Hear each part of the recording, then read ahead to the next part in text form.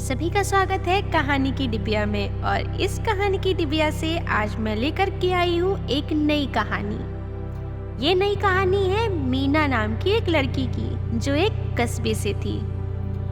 मीना एक छोटे से कस्बे से थी।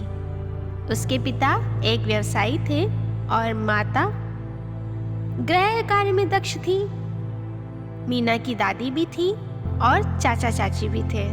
वो सभी एक ही घर में एक ही आंगन में हंसी खुशी रहते थे। मीना जब छोटी सी थी तो अपनी दादी से, अपनी चाची से, अपनी माँ से बहुत प्रेम करती थी और उनसे सब कुछ सीखती भी थी। और उसकी शिक्षा दीक्षा भी चल रही थी, जैसे कि कस्बों में होता है, लड़कियों को शिक्षित भी किया जाता है और उनको गृह कार्य में धीरे धीरे दक्ष भी किया जाता है। तो मीना के साथ भी वही हो रहा था। उसको पढ़ाई भी करवाई जा रही थी और छोटे छोटे घर के कार्य भी कराए जाते थे। तो मीना छोटी थी तो एक चीज देखती थी कि उसकी दादी जो है बैठी रहती थी और लोगों से बातें करती थी और चाची और माँ मिलके घर के सारे काम करती थी। तो मीना कभी कभी अपनी लड़कई बुद्धि मतलब बचपनी बुद्धि में अपनी दादी से कहती भी थी कि आप भी तो घर की हैं, आप तो सबसे बड़ी हैं, लेकिन आप कोई काम क्यों नहीं करती हैं। तो दादी उसको हंस के टाल दिया करती थी। मीना को ये बात बड़ी अजीब लगती थी कि माँ भी पूरे दिन काम करती है, चाची भी पूरे दिन काम करती है, पर दादी काम नहीं करती हैं। दादी कभी इधर बैठती हैं बातें करती हैं, कभी अपनी दूसरी सहेलियों के बीच में बैठ के बातें करती हैं। जब बुआ लोग या कोई मेहमान घर में आता है तब भी दादी उनके साथ बैठी रहती है।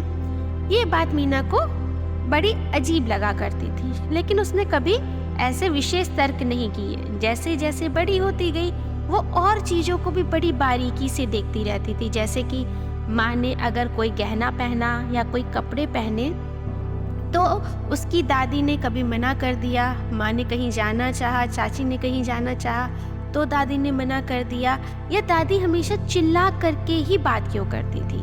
ये छोटी छोटी चीजें मीना बहुत अच्छे से गौर किया करती थी और उसके मन में बड़ी अजीब सी चीजें बैठती जा रही थी। वो कहीं न कहीं ये समझ गई थी कि दादी एक सास है और सास का बर्ताव उसकी बहुओं के लिए ऐसा ही होता है। उसने क्या सोचा कि सभी सासों का व्यवहार अपनी बहुओं के लिए ऐसा ही होता होगा। तो कहीं ना कहीं उसके अंतर मन में सास को लेके नकारात्मक जो विचार थे वो पनप चुके थे पूर्ण रूप से। कस्बों में ज़्यादातर ये होता है कि जो मध्यम वर्गीय परिवार होते हैं वो बहुत खुले नहीं होते हैं, उनके विचार बहुत खुले नहीं होते हैं। वो अपने उतने ही आसपास के लोगों के बीच में ही जीवन व्यतीत करते हैं और वहीं पे ही उनका ज़्यादातर अंत होता है। वो अपने से बाहर नहीं निकल पाते हैं। वही मीना के साथ हो रहा था। वही अपने 10-15 घर के समाज के घरों के जो समाज था उसी के बीच में वो बैठती उठती थी। वो ज़्यादातर इस चीज़ को देखती रहती थी कि जो सास होती थी वो अपनी बहुओं के साथ बड़ा अच्छा बर्ताव व्यवहार नहीं किया करती थी। समय बीतता जा रहा था। अब कहीं ना कहीं मीना की शादी की भी बात आ रही थी, लेकिन मीना और सब चीज़ों से तो खुश होती थी, लेकिन पता नहीं क्यों उसका मन, उसका जो मस्तिष्क था इस बात को स्वीकार नहीं कर पा रहा था कि उसको एक अच्छी सास मिलेगी। उसके लिए सास का स्वरूप वही था जो अपनी दादी और आसपास की औरतों में देखती थी। मीना की शादी का समय आया। मीना की शादी एक अच्छे घर में तय की गई, लेकिन मीना की शादी शहर में तय की गई। कस्बे से कुछ किलोमीटर की दूरी पे एक शहर में तय की गई। मीना व्यथित भी थी कि उसके साथ भी अब वही बर्ताव होने वाला है जो उसकी माँ और चाची के साथ होते हुए वो बचपन से देखती आ रही है। और कभी उसकी माँ और चाची ने उसके खिलाफ कभी अपनी आवाज भी नहीं उठाई, ना अपने आप से किसी से कुछ भी कहा अपनी तरफ से, चाहे वो पिताजी हो, बाबा हो, मामा हो, कोई भी हो, नाना हो, किसी से कभी शिकायत नहीं करी। वो चुपचाप उन चीजों को बर्दाश्त करती आई। ये डर कह सकते हैं मीना का, या उसके मन में उपज रही चीजों का एक व्यथा कह सकते हैं, पर मीना की शादी इसी व्यथित मन के साथ ही हुई। विदा होकर के वो जब अपने घर आई तो पता नहीं क्यों सास को लेके उसके अंदर जो डर बैठा हुआ था वो उसके चेहरे से झलकना शुरू हुआ। हमेशा डरी डरी सी रहती थी। तो जो मीना की सास थी उनका नाम था कुसुम और मीना के पति का नाम था अजय।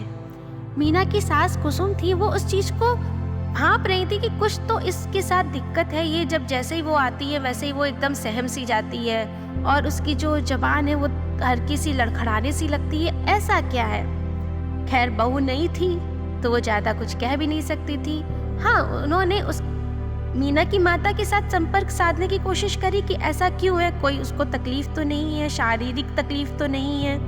लेकिन उनको सभी तरफ से यही आश्वासन मिला कि नहीं, मीना को कोई ऐसी शारीरिक तकलीफ नहीं है कि वो किसी चीज़ को देख करके उसकी जबान लड़खड़ाए या वो हकलाना शुरू कर दे या किसी भी स्त्री से डर जाए। फिर उन्होंने इस चीज़ को देखा कि वो और किसी से नहीं डरती थी। जब कुसुम जी ही उसके पास जाती थी, मतलब मीना की सास ही उसके पास जाती थी, तो वो अजीब सी सहम जाती थी। अब ये चीज़ उनको बड़ी अटपटी लगी। उन्होंने एक दो बार कोशिश करी मीना से बात करने की, लेकिन मीना का जो डर था वो एकदम अलग ही स्तर पे जा रहा था। उसके दिमाग में वो चीज़ घर कर गई थी। अब वो क्या ही कर सकती थी। वो कुसुम जी भी एक समझदार महिला थी। वो कहीं ना कहीं समझ गई कि इसके मन में कोई बात बैठी हुई है। उन्होंने अजय से बात करी। अजय ने कहा कि ऐसे तो ये कुछ भी नहीं बताती है, बस ये है आपका नाम जैसे ले भी लेते हैं, जैसे कभी कह भी दिया कि मम्मी जी आ रही हैं ऐसा कर दो, तो ये हड़बड़ा के उठ के वो काम फटाफट करने की कोशिश करती है। ये अजय ने भी अपनी माँ को बताया। मतलब इस चीज़ को अजय ने भी कहीं ना कहीं अच्छे से नोटिस किया कि मीना के साथ उसकी माँ को लेके कोई ना कोई स्थिति गंभीर जरूर है। अब जो कुसुम जी थी मीना की सास, उन्होंने एक चीज़ तय करी। उन्होंने अब मीना से बात नहीं करी। उन्होंने अजय से कहा कि मीना को लेकर के किसी अच्छी जगह पे जाए जहां मीना जाना चाहती है। कुछ दिनों के लिए लेकर के जाए, 1-2 दिन के लिए नहीं, कुछ दिनों के लिए, जैसे कि 1 हफ्ते के लिए, जितने दिन के लिए मीना जाना चाहती है इसको वहां लेकर के जाए। तो अजय ने वैसे ही अपनी माँ का बात मानी और अजय और मीना दोनों कश्मीर गए। अब यहाँ से कुसुम जी ने अजय को एक बात ये समझा दी थी कि जब भी आप मुझसे संपर्क करेंगे फ़ोन के माध्यम से, पहले आप फ़ोन पे बात करेंगे, फिर मीना को फ़ोन देंगे। तो अजय ने वैसे ही किया। अजय घूमने गया। अजय और मीना जब कश्मीर गए तो अजय दिन में अपनी माँ से 2 बार बात करते थे और एक दो शब्द बोलने के बाद, जैसे कि हम लोग बोलते हैं हाँ माँ मैं ठीक हूँ, मैंने खाना खाया, यहाँ बहुत अच्छा समय, मतलब मौसम बहुत अच्छा है, फिर मीना को फ़ोन पकड़ा देते थे। मीना हड़बड़ा जाती थी।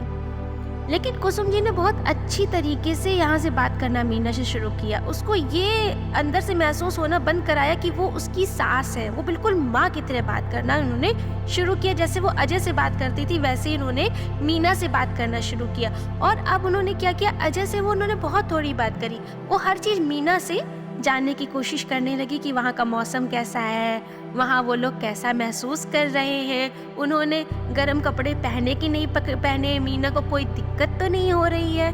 उन्होंने मीना से एक अटैचमेंट शुरू करा जो वो सामने रह के नहीं कर सकती थी। उन्होंने मीना को बाहर भेज करके वो अटैचमेंट बनाना शुरू कर दिया। अब मीना भी धीरे धीरे अंदर से खुलना शुरू हो गई, क्योंकि सामने तो थी नहीं कुसुम जी, तो वो भी अंदर से खुलना शुरू हो गई। अब उसको भी अपनी सास के फ़ोन आने का इंतज़ार होना शुरू हो गया और वो खुद कोशिश करने लगी कि वो अपनी सास से बात करे। फिर ऐसे ही देखते देखते 10-12 दिन में उन्होंने सबसे पहले मीना के मन को स्थिर किया कि नहीं, कोई तकलीफ नहीं है उसको उसकी सास से। उसकी सास में वो अपनी माँ को देख सकती है। उसके बाद जब मीना वापस आई तो जब वो अपनी सास से मिली तो अब उसके अंदर उतनी हड़बड़ाहट नहीं थी। अब वो कंडीशन उसकी, क्योंकि उसके मस्तिष्क में वो भरा हुआ था, तो कंडीशन कहीं ना कहीं तो खराब थी, लेकिन उतनी नहीं थी जैसे वो हड़बड़ा जाती थी, कांप जाती थी, परेशान हो जाती थी, ऐसा नहीं था। अब वो थोड़ी सी अपनी सास के साथ नॉर्मल होने की कोशिश कर रही थी, कंफर्टेबल थी। धीरे धीरे कुसुम जी ने उसके साथ किचन में काम कराना शुरू किया। एक बहुत अच्छा काम किया, कुसुम जी ने अपनी आवाज को बहुत पोलाइट रखा, तेज नहीं किया। धीरे धीरे मीना ने अपनी सास के साथ खुलना शुरू कर दिया और अंततः एक दिन ऐसा आया कि जब कुसुम जी ने मीना से पूछा कि तुम पहले ऐसा क्यों करती थी। और मीना ने अपनी दादी, चाची और माँ की जब कहानियाँ उनके साथ बताना शुरू करी तो वो कहीं न कहीं इस बात को पूरी तरह से बता गई कि उसके मन में क्या चीज़ भरी हुई थी। फिर कुसुम जी ने उसको समझाया कि जरूरी नहीं है कि हम अपने आसपास जो देख रहे हैं, बचपन से देखते आ रहे हैं या जो महसूस कर रहे हैं, वो पूरी तरह से सच ही हो। हम अगर अपने परिवेश से कहीं बाहर निकलते हैं तो वहाँ का परिवेश अलग हो सकता है। हाँ, कुसुम जी ने भी उसको बताया कि वो भी एक माँ है, उनकी आवाज़ भी कभी तेज हो सकती है, वो भी कभी डांट सकती हैं, लेकिन वो कभी अपने बच्चों के खिलाफ नहीं जा सकती, उनके मन को नहीं मार सकती। तो इस कहानी में मीना का जो अंदर का डर था अपनी सास को लेके, वो एक समझदार महिला ने कितनी अच्छी तरह से निकाला। जरूरी नहीं है कि कोई लड़की आए या कोई भी सदस्य हो, जरूरी नहीं वो लड़की हो, कोई भी इंसान है, उसके मस्तिष्क में कुछ भी भरा हो सकता है। किसी भी कहानी, किसी चरित्र को लेके, चरित्र इन सेंस उसने किसी स्थान परिस्थिति को देखा, किसी स्थान पे किसी चीज को देखा, किसी मनुष्य को देखा, किसी जानवर को देखा, किसी चीज को भी लेकर के उसके मन में कोई एक धारणा बनी और वो धारणा लेके वो जी रहा है। तो जरूरी नहीं है कि उस धारणा को लेके उसको वैसे ही जीने दिया जाए, उस धारणा को निकाला भी जा सकता है।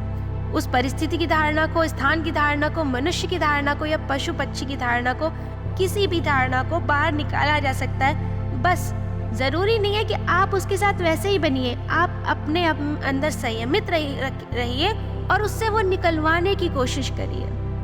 ज्यादातर क्या होता है कि बहू एक अलग ही धारणा लेके हमेशा परिवार में आती है, उसके लिए सब कुछ नया होता है। और समझदारी दूसरे परिवार के लोगों की ये होती है कि वो अपने स्वभाव को स्थिर रखे, शांत रखे और उस चीज़ को पहले समझे कि उनकी जो नई लड़की शादी करके आई है, उनकी बहू आई है, उनकी भाभी आई है, उसके मन में उनको लेके कौन सी परिस्थितियाँ हैं। हो सकता है बहुत हर्षित हो, उसके मन में बहुत सी चीज़ें हो कि हाँ मैं अपने घर जाऊंगी ऐसा करूंगी, मैं अपने घर जाऊंगी वैसा करूंगी। और हो सकता है वो औरों की चीज़ों को लेकर डरी हुई हो, उसके अंदर कोई डर भी बैठा हो कि नहीं मेरी सास ऐसी होगी, मेरी नंद ऐसी होगी। तो बहुत संयमित होके सामने वाले की, जो भी आपके सामने है, उसके दिमाग को पहले समझने की कोशिश करिए, तब उसके अनुसार स्थितियों को ढालिए और कोशिश करिए कि उसको उन परिस्थितियों में अनुकूल स्थिति दिखाई दे, वो बहुत अच्छे से उस स्थिति को समझ पाए, उस माहौल में रह पाए, उस माहौल में अपने आप को ढाल पाए।